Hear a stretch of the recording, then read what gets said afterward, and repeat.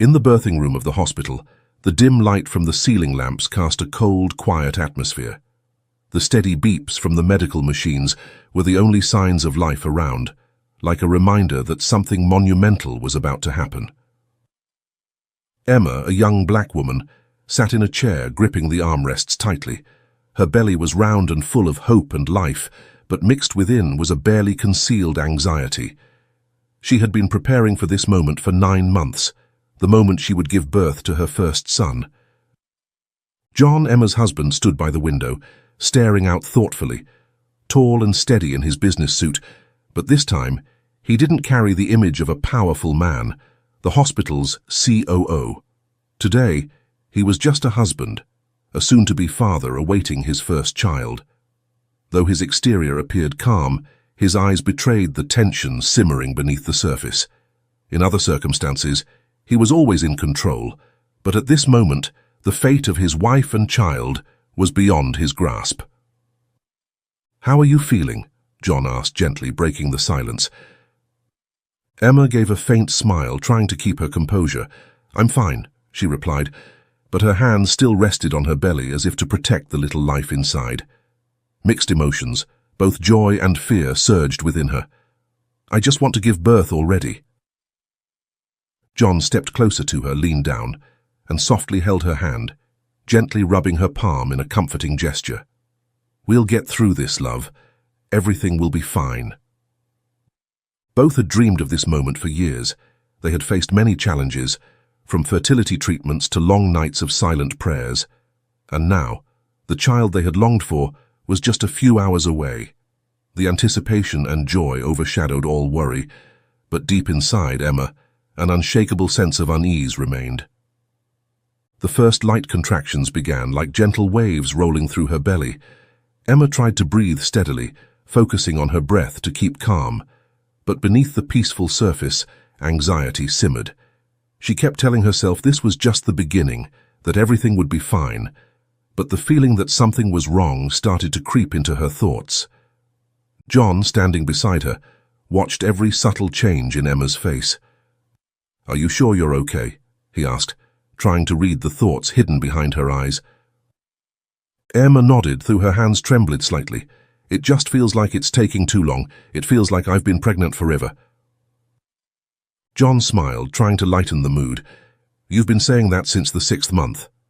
They both chuckled softly, but they understood that the real challenge was just beginning. This was the pain of childbirth, a journey that no amount of preparation could predict what was to come. Emma tried to take deep, steady breaths, but the calm was only on the surface.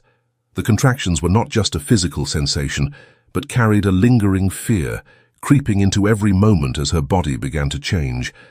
The early contractions were like gentle waves that came and went occasionally, but now they started becoming stronger, more frequent.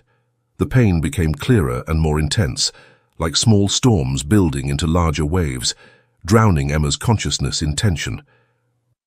She closed her eyes, trying to focus on her breathing, but in her mind, something felt wrong, like a dark cloud looming. The feeling of unease didn't just come from the pain, but from something deeper, from stories and memories she couldn't shake off. Emma remembered the stories she had heard from friends and family, stories filled with worry about how black women were often overlooked in medical situations. Especially during childbirth, they were often dismissed by doctors or nurses, not given the proper attention, or even ignored when expressing pain and concern. She had heard too many times of black women struggling through childbirth because no one listened when they needed help the most. Those stories, whether from people she knew or from the news, now played vividly in her mind more than ever. She had heard far too often that black women had to endure more because medical professionals believed they had a higher pain tolerance or simply didn't trust them. Reports of discrimination in healthcare had long highlighted this issue. These thoughts now were no longer vague worries, but became a living reality in Emma's mind, as she felt she could become part of those stories she had heard. Even though she was in a hospital her husband ran, a part of her couldn't completely shake that feeling of insecurity. Emma opened her eyes and looked at John sitting beside her. His eyes were filled with worry, but he tried to remain strong to comfort her. He was the hospital's COO, and that might bring some comfort, But the truth was, at this moment, he couldn't control everything. Emma knew John would do everything to ensure her and their baby's safety, but would all the staff here do the same? Would the doctors and nurses take her concerns seriously, or would they dismiss it as just regular pain, as everyone always says? As another stronger contraction hit, Emma instinctively tightened her grip on John's hand. The pain began to spread throughout her body, from her belly to her back, like crashing waves, and she struggled not to let the fear that had seized her mind show. John leaned down, looking into her eyes, his gaze filled with worry and love. "Are you sure you're okay?" he asked, his voice soft but full of concern. Emma nodded slightly, trying to smile, though the smile couldn't hide the growing worry within her. "I'm okay," she said, but deep down she didn't fully believe her own words. Each time a contraction came, she felt more uncertain about what would happen next, as if her body was signaling something that no one else could understand. She recalled the moments when she read about racial disparities in healthcare, about how black women weren't heard or supported properly during childbirth. Studies had shown that black women faced a higher risk of death during childbirth, and the reasons were not just medical, but stemmed from implicit biases in the system. That fear surrounded Emma like a dark veil, covering every other emotion. She didn't want to share these thoughts with John, not wanting to worry him more. He was already tense enough. Emma looked up at the ceiling, trying to focus on her breath, but everything seemed to be slipping out of control. She could only hope that she was overthinking, that everything was just her imagination. But deep down, a part of her knew that this fear wasn't unfounded. She wasn't just fighting the pain of childbirth, but also the fear that she wouldn't be heard, that her voice would be ignored when she needed help the most. Emma closed her eyes again, trying to regulate her breathing, reminding herself that she was in a good hospital, with good doctors, and that John was by her side. But there was no denying it. The doubt and worry continued to linger, creeping into every moment. "Everything will be okay," she told herself, but deep down, the thoughts of injustice and discrimination echoed in her mind, unable to be silenced. At that moment, the door to the room opened softly, startling Emma out of her wandering thoughts. A man entered with an authoritative and professional demeanor, wearing a crisp white lab coat. He was Dr. David, the doctor in charge of Emma's delivery. Dr. David looked experienced, with neatly groomed graying hair and sharp eyes. He moved through the room quickly but somewhat coldly, making Emma feel like just another patient on his long list, nothing special. He walked over to the monitor and checked the numbers, while John stood up, shaking his hand politely, though unable to hide his tension. "Good morning, I'm Dr. David, the doctor handling your delivery today," he said quickly and briefly, his eyes glancing at Emma for only a moment before returning to the medical records. John, with visible worry on his face, immediately spoke up. "My wife Emma has started having stronger contractions." Dr. David glanced quickly at the screen showing Emma's health stats, then returned to writing in the file, showing no surprise or particular concern. "Yes, that's normal," he said calmly, but with an apparent lack of real interest. "The contractions will get stronger over time, especially for first-time mothers. They often tend to think the pain is more severe than it actually is, but don't worry, we'll monitor everything." Emma felt a wave of discomfort rise inside her. She had just been through unbearable pain, fearing something was wrong, yet Dr. David seemed not to care. His words, though meant to be reassuring, only heightened the feeling that he was underestimating her experience, that she was just one more routine case he was too familiar with to pay attention to. "My pain isn't just getting stronger, it's spreading across my back and feels much more severe," Emma said, trying to keep her voice calm but clear. Dr. David paused, glancing at Emma quickly but not really looking at her. "That's also very normal," he said, his voice steady but emotionless. "You're still in the early stages of labor, and your body is reacting. We'll continue to monitor closely, and if necessary, we'll intervene at the right time." Emma frowned, her unease growing. She looked at John, but he seemed confused by the doctor's attitude as well. John didn't know what to say. He wasn't a medical professional, and he was trying to trust what the doctor was saying. However, he couldn't shake the feeling that something about how Dr. David was handling the situation was off. Dr. David continued to check the machine's data briefly, then wrote more notes in the file, his hand moving quickly across the page, as if this was just a routine part of his job, nothing of particular importance. Then he turned to Emma, his tone unchanged. "You're doing fine, there's no need to worry just yet. Just relax and focus on your breathing. This is the natural process that all mothers go through." Hearing those words, Emma felt a coldness spread within her. She had tried to explain that her pain was unusual, but the doctor didn't seem to be listening. He was only looking at the numbers on the screen, at the data in the file, instead of paying attention to what she was feeling. The stories Emma had heard about black women being dismissed during childbirth, when doctors didn't believe them or ignored their warnings, echoed in her head. This time it was no longer someone else's story, it was her own experience. John noticed the change in his wife's expression. He tried to comfort her, holding her hand and speaking gently. "I'm sure everything is fine, Emma. I think they know what they're doing." Emma nodded weakly but couldn't shake the feeling of unease that kept growing. Each time a stronger contraction hit, she wondered if the doctor really understood what she was feeling. She felt as though her voice didn't matter, that her pain was just another part of the medical process they were used to, nothing special. While she was experiencing real physical pain, Dr. David seemed to view her as just another case on his patient list. When Dr. David left the room, Emma didn't feel any more reassured. He left with a brief instruction. "I'll check back in a few hours. Just keep breathing and let us know if there's any change."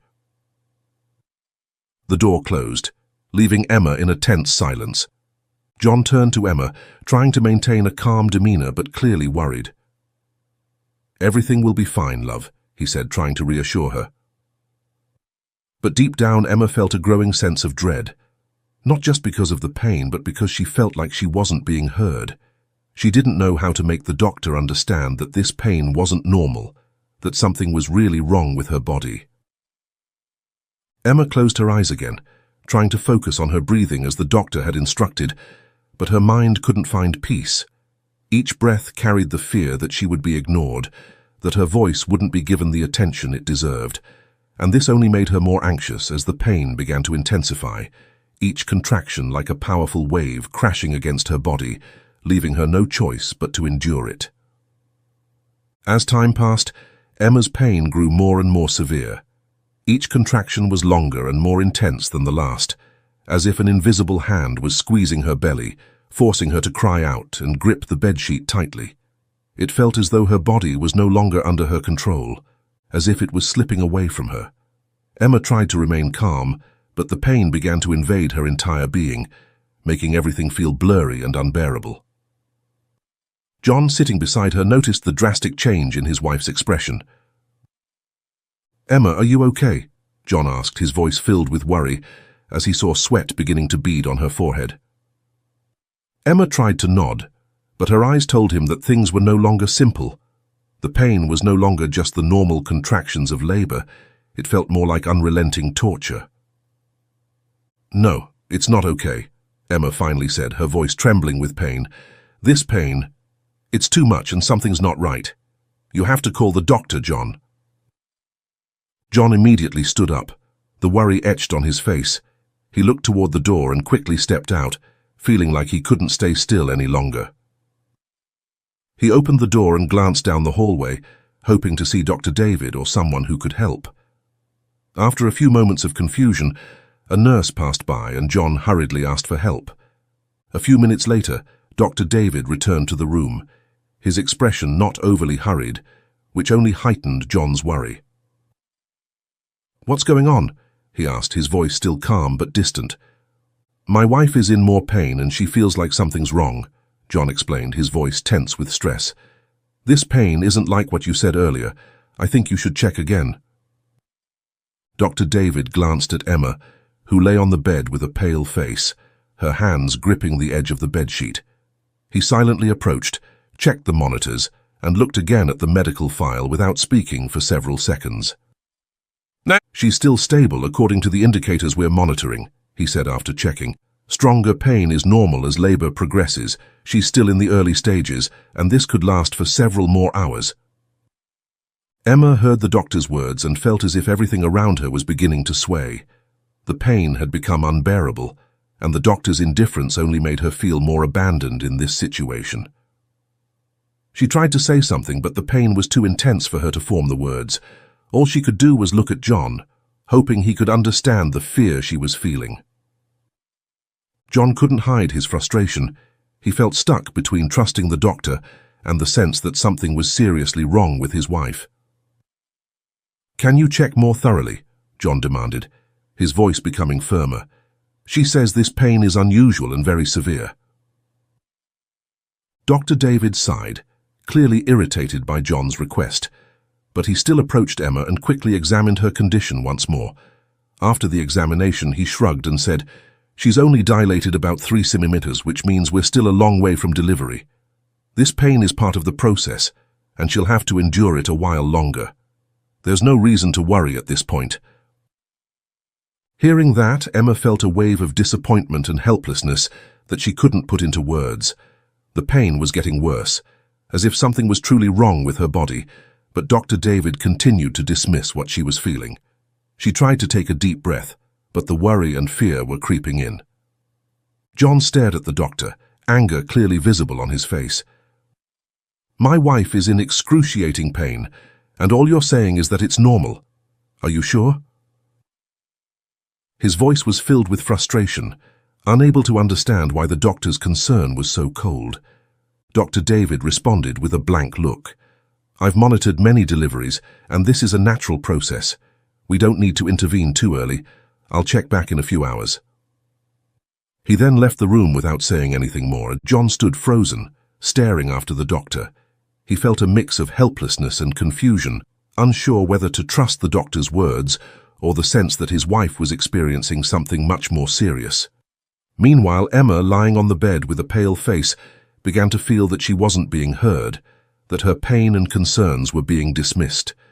The pain continued to rise, and all she could do was grip John's hand, hoping he would understand and act before it was too late.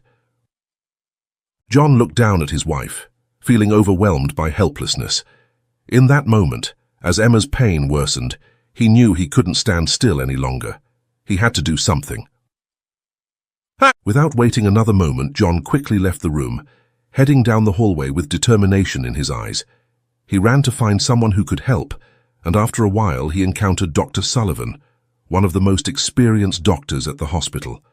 Dr. Sullivan was coming from surgery, still wearing his green surgical scrubs. John, breathing heavily from anxiety, stopped him and quickly explained his wife's urgent condition. "Dr. Sullivan, I need you immediately," John said, his voice trembling with worry. "My wife Emma is in terrible shape. Dr. David isn't listening, but I know something's wrong. You have to help us." Dr. Sullivan immediately recognized the seriousness in John's voice. Without hesitation, he nodded and quickly made his way to Emma's room. When he entered the room, he saw Emma lying on the bed, her face pale and drenched in sweat. Emma's eyes were wide open, clearly showing her fear and pain. Dr. Sullivan only needed one look to realize that her condition wasn't like a normal labor. "Hello, Emma," Dr. Sullivan said in a calm but serious tone as he began checking the equipment and her condition. "I'm going to take another look at your situation right now." Emma was breathing heavily, trying to speak but unable to find the words. The pain was too great, as if her body was being torn apart from the inside. John stood beside her, gripping her hand tightly, his eyes never leaving Dr. Sullivan, hoping for an intervention that Dr. David hadn't provided. Dr. Sullivan examined Emma thoroughly, observing the monitor readings and feeling the clear tension in her belly. After just a few minutes, he concluded that her situation was much more urgent than previously diagnosed. "We need to get her into surgery immediately," Dr. Sullivan said, his voice full of urgency. "I don't want to wait any longer. This could pose a danger to both her and the baby." Hearing those words, John felt both relief and fear. Finally, someone was listening and recognizing that Emma was in real danger. but the need for emergency surgery also terrified him. Emma, despite being engulfed in pain, also sensed the change in the atmosphere. She squeezed John's hand tightly, trying to find some comfort in his presence. "Do you think there's still time?" John asked, his voice shaking. Dr. Sullivan looked at him, his eyes sharp but full of empathy. "We'll do everything we can, but I need to take her now." Immediately, nurses were called to prepare for the emergency surgery. Emma was quickly moved onto a stretcher and wheeled out of the room, headed for the operating room. John stayed close by her side, not leaving for a second, his heart torn between fear and fragile hope. As they moved through the hallway, Dr. Sullivan accompanied them, calmly directing the medical team with the composure of someone who had faced many urgent situations. Emma, although feeling as if her body was about to collapse, tried to stay conscious. She couldn't let herself lose control. She had to trust John and Dr. Sullivan. But deep in her mind, the fear that it might already be too late still haunted her. Would their baby be safe? Would she make it through? John leaned down close to his wife as they reached the doors of the operating room, whispering, "You'll be okay, Emma. I'm here and I won't leave you." Emma nodded weakly, tears rolling down her cheeks. She knew that everything was now beyond her control, but John's presence and Dr. Sullivan's determination gave her a sliver of hope amidst the pain and confusion. Right now, that was all she could hold on to.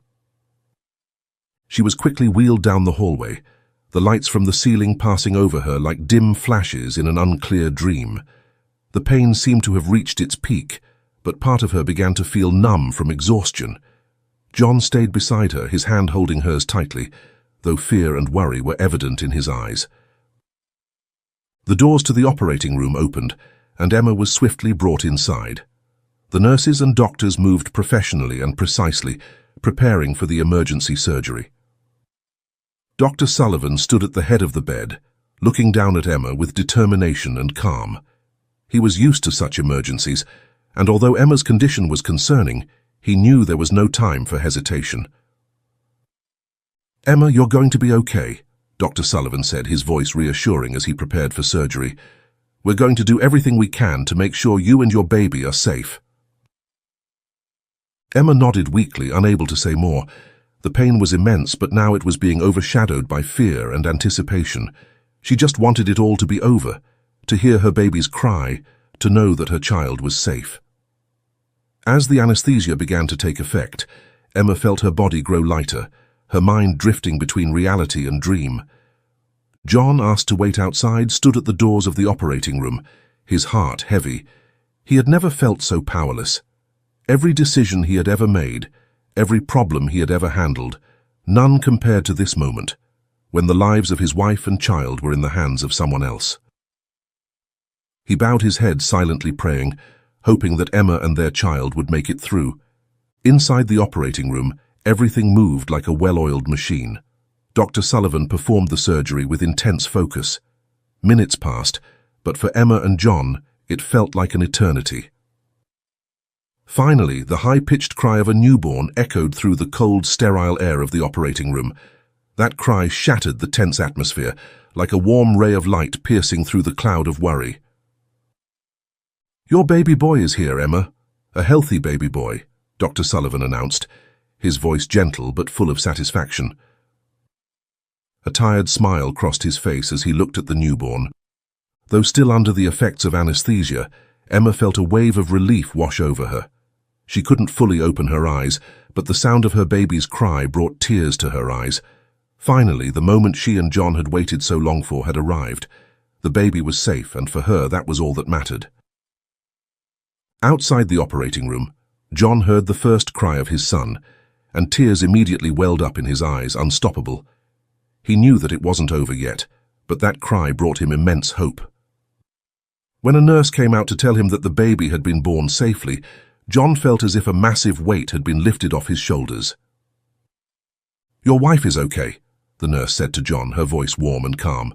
"So is your baby. We'll bring them to the room once everything is finished." John nodded, his heart filled with gratitude and relief. He stood outside the door, waiting for the moment when he could see his wife and son again. When the medical team wheeled Emma and the baby out of the operating room, John rushed to his wife's side, holding her hand tightly.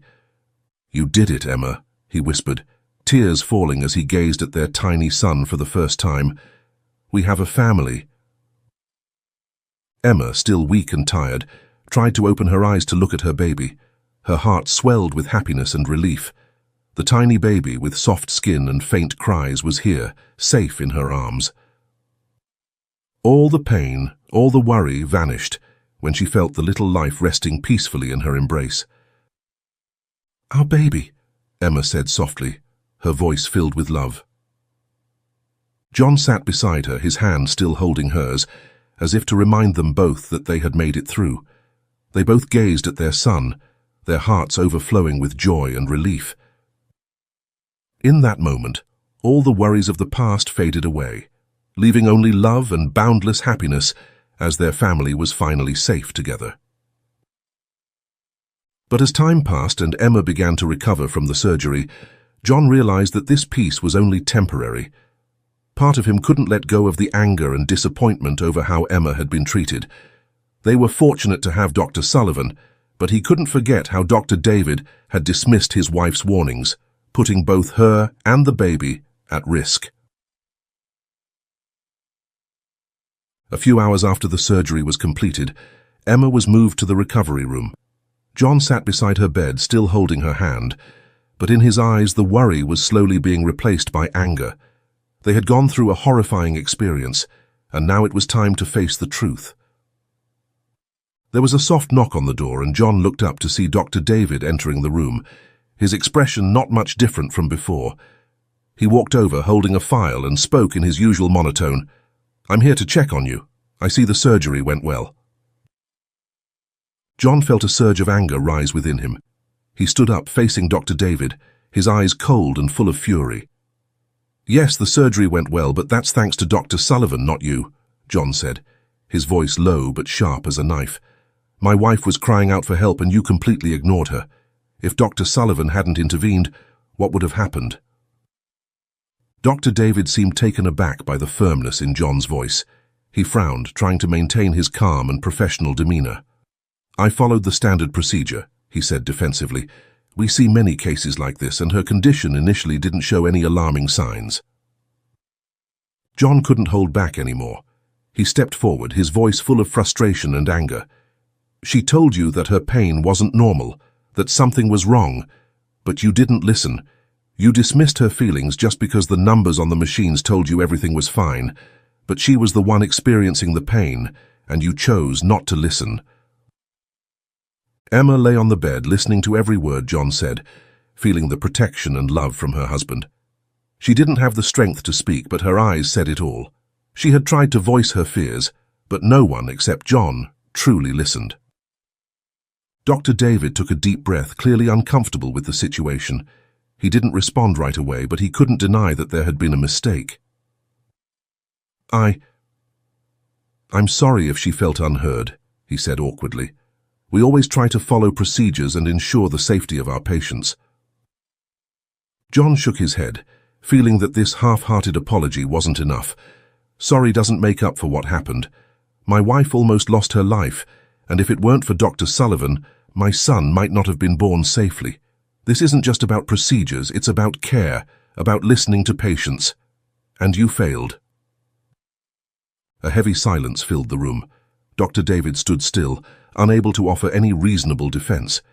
He knew he had been wrong, but his weak apology did little to ease the anger and pain of John and Emma. After a long pause, he bowed his head and left the room, leaving John and Emma in silence. As the door closed, Emma sighed, looking at John with deep gratitude. "You did the right thing," she said softly, her voice weak but filled with appreciation. "I don't want this to happen to anyone else." John sat back down beside her, taking her hand and speaking gently. "I know. We have to make sure this doesn't happen again to anyone. This system needs to change." Emma nodded, closing her eyes from exhaustion, but feeling a sense of relief. She knew that what they had just gone through wasn't just their battle. It was part of a bigger fight against the injustice and discrimination in the healthcare system, and though they had made it through, they knew many others wouldn't be as fortunate. John sat there silently but full of determination. He wasn't going to let this go. This wasn't just about Emma or their son. It was about all the other women who needed to be heard and properly cared for. And as the COO of this hospital, he would use his position to ensure that this would never happen again. That thought burned within him like a fire, pushing him to take action. A few days later, as Emma recovered from the surgery and their son was being well cared for, John knew it was time to confront the hospital about what had happened. He was ready for a fight to make a change. That morning, he received a call from the hospital's CEO, Mr. Thompson, with whom John had worked for many years. Mr. Thompson was well aware of what had happened with Emma and had scheduled an emergency meeting to discuss the incident and find solutions for improvement. In the large conference room, John entered, his mind full of determination. Seated there were Mr. Thompson, Dr. Sullivan, and representatives from the Human Resources Department. Dr. David was not present, and John knew this meant the situation was being taken seriously. "Thank you for taking the time to come today," Mr. Thompson began, his tone more serious than usual. "We understand that what happened to Emma is unacceptable, and I want you to know that we deeply regret her experience. This is not just about the mistake of one individual, but a sign of a larger problem within our system." John nodded, looking directly at Mr. Thompson. "Yes, this isn't just an individual issue," he said. "What happened is one of countless examples of how women, especially black women, aren't listened to and aren't given proper care. If Dr. Sullivan hadn't stepped in, I don't want to think about what might have happened." Dr. Sullivan, who had been quietly sitting from the start of the meeting, finally spoke. "John, I fully understand your frustration. I've seen the terrible outcomes that happen when doctors don't listen to their patients. And I know Emma was very worried but wasn't given the attention she deserved. This needs to be addressed." Mr. Thompson nodded in agreement and then continued. "After conducting an internal investigation, we've decided to suspend Dr. David and initiate a full review of how our hospital handles high-risk patient cases, especially for black women. But we don't intend to stop there. We want to ensure that incidents like this never happen again." John sat up straighter, feeling a glimmer of hope that these words might lead to real change. "Do you have any specific plans?" John asked, his tone still serious. Mr. Thompson nodded, then opened the file in front of him. "Yes, we'll start by implementing mandatory racial bias awareness training for all medical staff. We're also establishing a new feedback process where patients can be more thoroughly evaluated, regardless of what the monitors say. This will ensure that every patient's concerns are addressed comprehensively." Dr. Sullivan added, "We'll also improve coordination between doctors in complex cases. When there's any doubt about a patient's health, the attending physician must report to senior staff to ensure no important detail is overlooked." John sat quietly for a moment, feeling that they were finally understanding the real issue. He knew this wasn't something that could change overnight, but at least it was a first step in ensuring that no one else would have to go through what Emma had endured. "These are good starting steps," John said, his voice deep but filled with resolve. "But we need to do more. This isn't just about one training session or a new process. This is about changing the culture of the hospital, making sure every patient is heard and cared for equally." Mr. Thompson leaned back in his chair, his eyes filled with empathy. "You're right, John. This isn't just a small issue. We'll continue working with medical experts and outside consultants to create more in-depth changes in the system, and we need your cooperation, not just as COO, but as a husband who has gone through this situation firsthand." John nodded, feeling that finally his and Emma's voices were being heard. But more than that, he knew this was just the beginning of a long fight to change how the healthcare system treated people like Emma. The meeting ended, but John's determination remained. He knew this wasn't just about his family, but about creating a healthcare environment where every patient, no matter their race or background, would be listened to and treated with proper care. And from that moment on, he promised himself that he would never stop fighting for that change. When John left the meeting and returned to Emma's room, where she rested with their son, his heart was filled with determination. The fight for fairness and safety in healthcare had begun, and he knew he would play a crucial role in making that change. Emma smiled softly when she saw John enter. She was holding their little son in her arms, feeling every gentle breath of the baby. Although still weak from the surgery, her heart was filled with happiness, knowing that her family was safe, and that John, the man she trusted most, had stood up not just for her but for the many other women who might find themselves in similar situations. "How did the meeting go?" Emma asked, her voice weak but full of care. John walked to her bedside, sat down and took her hand. "Things are moving in the right direction," he replied, his eyes shining with resolve. "The hospital is committed to changing its procedures, not just with training, but also in how they listen to and approach patients. They won't let something like this happen again." Emma nodded, feeling a sense of relief settle over her, as she realized that the hardships she had endured wouldn't be forgotten. She hadn't just survived one of the most difficult moments of her life, but she had also become part of a movement for change. She knew that she wasn't alone, and that many other women needed to be heard and treated with the proper care. 2 days later, Emma and her son were discharged from the hospital. John and Emma prepared to take their tiny baby home, where a new life awaited them. The hospital hallways no longer brought the same sense of insecurity as before, but instead, there was a sense of hope that they had made a difference.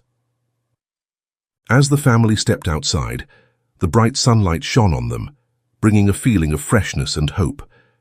Emma looked down at her son, the baby who had been born amid so many difficulties, and felt warmth fill her heart. This journey wasn't just their own, but the journey of many others who weren't fortunate enough to get timely help. But thanks to these changes, they would have a chance to be heard and cared for better. John held Emma's hand and together they walked forward. Although they had overcome a difficult phase, they knew the journey was far from over. They would continue to fight, not just for their son, but for all the other women who needed assurance that their voices would never be ignored. "We did it," Emma whispered, her voice filled with relief and determination. "Not just for us, but for everyone else." John smiled, squeezing her hand tighter. "Yes," he replied, "and we'll keep going." They walked out of the hospital, leaving behind the memories of fear and pain, but carrying with them the hope and commitment that the healthcare world would be better, not just for them, but for everyone. And in that moment, under the warm sunlight, they knew they had made a difference. Emma and John's story is not just about overcoming difficulties in a moment of danger, but also about perseverance, love, and the determination to fight for justice. It reminds us that in the healthcare system, every patient deserves to be heard, to be cared for with dignity, and never to be dismissed, regardless of their race or background. The love and resilience of John and Emma not only saved their lives and their sons, but also created a powerful voice for other women, women who are often forgotten in the moments when they need to be heard the most. The profound message of this story is, we must always protect one another, always stand up against injustice, and demand the rights of those who are unheard. This is the responsibility of all of us, not just one person. If you feel this story was inspiring and meaningful, don't forget to subscribe to our channel so you won't miss more profound stories. Let's spread fairness, love, and understanding together to make the world a better place every day. Hit subscribe and turn on notifications to stay updated with our latest stories. Thank you for joining us.